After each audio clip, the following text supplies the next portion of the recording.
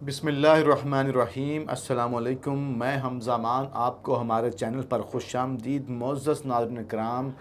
آج اگر ہم پاکستان کے حالات پر نظر ڈالیں تو سیلاب کی تباہ کاریاں ایک طرف ہیں اور ملک جس پر تمام رہنما کہہ رہے ہیں، جس میں خاص طور پہ عمران خان صاحب نے ذکر کیا، IMF بھی کہہ رہا ہے کہ پاکستان کے جو انٹرنیشنل لیول پر حالات ہیں تو پاکستان تیزی سے سری لنکا جس طرح ڈیفالٹ ہوا تھا اس طرف جا رہا ہے۔ ایک اکانومک ایمرجنسی کی صورتحال بھی موجود ہے اور یہ قانون پاس ہوا ہے۔ تمام پارٹیز نے متفقہ طور پر اس قانون کو پاس کیا تھا کہ آرمی چیف کو توسیع دی جا سکتی ہے۔ اب صورتحال جناب عمران خان کے بیان کے بعد، آرمی چیف کو توسیع دینے کے عمران خان صاحب کے بیان کے بعد صورتحال یہ بنی ہے کہ مختلف سیاسی جماعتیں جو ہیں وہ اس پر اپنی سوچ بچار بھی کر رہی ہیں۔ پاکستان مسلم لیگ نواز میں ایک ہاکس کا گروپ ہے اور وہ ہاکس کا گروپ یہ سمجھتا ہے کہ جلد سے جلد جتنا پہلے ہو سکے ہمیں گورنمنٹ سے الگ ہو جانا چاہیے۔ اس کی وجہ یہ ہے، وہ یہ سمجھتے ہیں کہ پاکستان ڈیموکریٹک موومنٹ، اس کی جو مخلوط حکومت ہے اس کی بہت ساری مجبوریاں ہیں اور جتنی دیر وہ حکومت میں بیٹھے رہیں گے اتنا ٹائم ان کی جو عوام میں مقبولیت ہے اس کو دھچکا لگے گا۔ مہنگائی ہے وہ کنٹرول میں نہیں آ رہی، معیشت کے بہت بڑے سوالات ہیں اور آگے جا کے پاکستان میں جو فوڈ کرائسس آنے والا ہے اس سب سے عوام میں ان کی مقبولیت کم ہوگی۔ اشیاء خور و نوش کی قیمتیں بڑھتی جا رہی ہیں۔ اس سب کا مورد الزام جو ہے، ان سب کا الزام شہباز شریف پر آ رہا ہے۔ باقی PDM کے جو لیڈران ہیں ان پر اتنا اس کا الزام نہیں آ رہا، لیکن دوسری طرف شہباز شریف اور ان کے چند قریبی ساتھی اس بات پر بضد ہیں کہ ہمیں حکومت میں رہنا ہے اور وہ سوچ رہے ہیں کہ حکومت میں رہنے میں ہماری بچت ہے۔ اور شہباز شریف کی یہ بات سمجھ میں آتی ہے کہ اس کے لیے تو بات سمجھ میں آتی ہے کہ جس دن انہوں نے وزیر اعظم بننا تھا اس دن شہباز شریف صاحب پر فرد جرم عائد ہونا تھی اور مسٹ ہونا تھی، اور انہیں شہباز شریف کو یہ خدشہ ہے کہ جس دن وہ وزیر اعظم کے عہدے سے ہٹے اس دن پتہ نہیں کہ جو تحقیقاتی ادارے ہیں اور جس رپورٹ کے بارے میں کہا گیا، جو ڈاکٹر رضوان FIA کے جو سینئر افسر تھے، اللہ کو پیارے ہو گئے، مشکل حالات میں انہوں نے جو کام کیا، انویسٹیگیشن کی، اس میں تمام بینکس کی سٹیٹمنٹ موجود ہیں، نہ صرف شہباز شریف صاحب کی بلکہ حمزہ شہباز صاحب کی سٹیٹمنٹ بھی موجود ہیں، ان کے جرم، ان کا ڈاکہ موجود ہے۔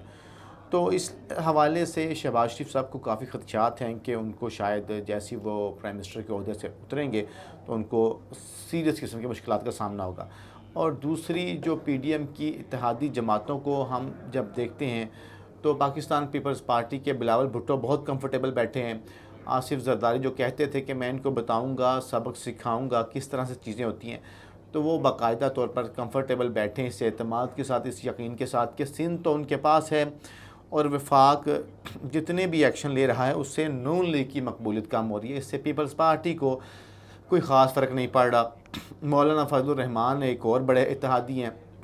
انہوں نے بھی جو بیان دیا اس سے لگتا ہے کہ وہ ایکسٹینشن کی اگر حمایت کریں گے تو ساتھ ان کی ایک شرط ہے کہ پارلیمنٹ کی جو مدت ہے اس کو بھی ایکسٹینڈ کر دیا جائے۔ اس کے لیے قانونی رائے جو ہے اس کے حق میں لی جا رہی ہے اور اس میں قانون میں، آئین پاکستان میں ایک شق موجود ہے، فائنینشیل ایمرجنسی کی ایک شق موجود ہے، لیکن اس سے قانونی مسائل زیادہ ہونے کا خدشہ ہے۔ بالکل اسی طرح سے یہ اتنا آسان نہیں ہوگا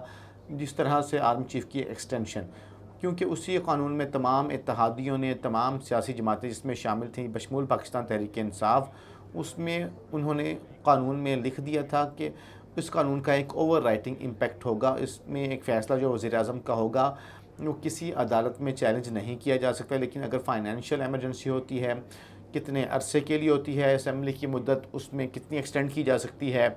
تو اس حوالے سے مولانا فضل الرحمان اور شہباز شریف کے چند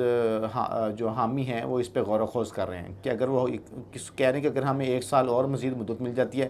تو شاید جو اکانومک کرائسس ہیں اس میں شاید کچھ بہتری کر سکیں۔ جس طرح ڈاکٹر اسماعیل ایک پریس کانفرنس میں باقاعدہ آنسو بہا کر روئے، تو اس سے آپ کو پتہ چلتا ہے یہ ٹوٹلی فرسٹریٹڈ ہیں، ان کے پاس کوئی روڈ میپ نہیں ہے۔ اور عمران خان صاحب نے جو بنی گالہ میں اپنے کلوز ایڈوائزر کے ساتھ ملاقات کی، اس میں ستمبر کے پہلے ہفتے میں ہونے والی ملاقات کے بعد پاکستان کا اگلا روڈ میپ باقاعدہ وہ تشکیل دے رہے ہیں اور اس حوالے سے باقاعدہ ڈیوٹی بھی سائن کر دی گئی ہیں۔ شوکت ترین صاحب سابق وزیر خزانہ، ان کی ڈیوٹی دی گئی ہے، اسد عمر کی ڈیوٹی لگائی گئی ہے کہ پاکستان کی ترقی کا وہ ایک روڈ میپ بنائیں۔ اور اگلے چند ہفتوں میں پاکستان تحریک انصاف اس روڈ میپ کو تشکیل دے رہی ہے کہ پاکستان تحریک انصاف کس طرح سے ملک کو مشکل سے نکالے گی، وہ آپ کے سامنے آئندہ دنوں میں آ جائے گا۔ اس میں ایک اور امپورٹنٹ فیکٹر ہے، وہ ہے لندن کا فیکٹر، میاں نواز شریف کا فیکٹر، جو اس سے پہلے تقریباً 5-6 آرمی چیفز کی تعیناتی کر چکے ہیں،